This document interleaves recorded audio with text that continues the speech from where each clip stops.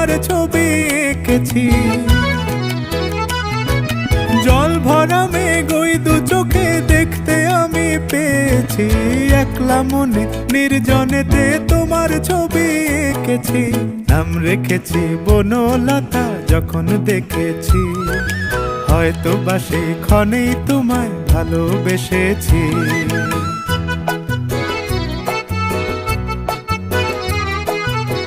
বনলতা কথা হয়ো না গো কুণ্ঠিতা। বনলতা কথা হয়ো না গো কুণ্ঠিতা। একটি কথাই শুনবো বলে তাই তো কাছে এসেছি।